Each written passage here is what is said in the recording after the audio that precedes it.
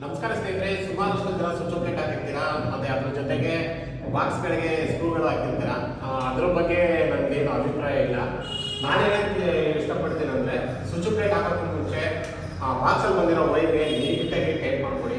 ನೀಟಾಗಿ ಟೈಪ್ ಮಾಡೋದ್ರಿಂದ ಏನಾಗುತ್ತೆ, ಇವಾಗ ಟೆಕ್ನಾಲಜಿ ಬದಲಾಗಿರೋಂಗೆ ನಾವು ಪ್ಲೇಟಲ್ಲಿ ಬರೋ ಸ್ಕ್ರೂಗಳನ್ನ ಹಾಕ್ತಿಲ್ಲ. ಕೆಲಸ ಬೇಗ ಆಗಲಿ ಅಂದ್ಬಿಟ್ಟು PFP ಸ್ಕ್ರೂಗಳನ್ನ ಹಾಕ್ತೀವಿ. PFP ಸ್ಕ್ರೂ ಹಾಕೋಕ್ಕೂ ಮುಂಚೆ ಈ ಥರ ನೀಟಾಗಿ ಟೇಪ್ ಮಾಡ್ಕೊಂಡು ಕ್ಲೀನಾಗಿ ಫೋಲ್ಡಿಂಗ್ ಮಾಡಿದ್ರೆ ವೈರು ನೀಟಾಗಿ ಕುತ್ಕೊಳ್ಳೋದು ಹಿಂಗೆ. ಇಲ್ಲಾಂದ್ರೆ ಏನಾಗುತ್ತೆ, ಹಿಂಗೆಲ್ಲ ಇದ್ದರೆ ಇದೆಲ್ಲ ಸಿಗಾಕೊಡುತ್ತೆ. ಆವಾಗ ಸ್ಕ್ರೂ ಹೋಗಿ ಇದಕ್ಕೆ ಟಚ್ ಆಗಿ ಲೈಟು ಫ್ಲಕ್ಚುಯೇಷನ್ ಇರ್ಬೋದು, ಲೈಟು ಡೆಲ್ಲಾಗಿ ಬರೋದಿರ್ಬೋದು, ಮತ್ತು ಗ್ರೌಂಡಿಂಗ್ ಆಗೋದಿರ್ಬೋದು. ಈ ಥರ ಎಲ್ಲ ಸುಮಾರಷ್ಟು ಸಮಸ್ಯೆ ಬರುತ್ತೆ. ನಾನು ಇದನ್ನು ಕೆಲಸ ಕಲ್ತಿರೋರಿಗೆ ಹೇಳ್ತಿದ್ದೀನಿ, ಮತ್ತು ಕೆಲಸ ಕಲಿತಾ ಇರೋರಿಗೆ ಹೇಳ್ತಿದ್ದೀನಿ ಅಂತಲ್ಲ, ಇದನ್ನು ನಾನು ಹೇಳ್ಕೊಡ್ತೀನಿ. ಈ ವಿಷಯನ ನಿಮಗೂ ತಲುಪಿಸ್ಬೇಕು ಅನ್ನಿಸ್ತು, ಆ ವಿಷಯ ತಲುಪಿಸ್ತಾ ಇದ್ದೀನಿ.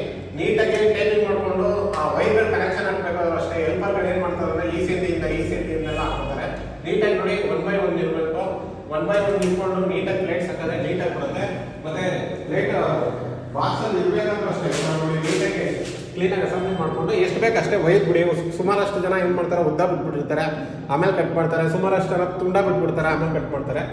ಕಲಿಬೇಕಾದ್ರೆಲ್ಲ ಸರ್ವಸಾಮಾನ್ಯ, ಅದೆಲ್ಲ ಏನು ಮಾಡೋಕ್ಕಲ್ಲ. ಕಲಿತಾದ್ಮೇಲೆ ಅದು ಸ್ವಲ್ಪ ನೀಟಾಗಿ ಕೆಲಸ ಮಾಡಿ.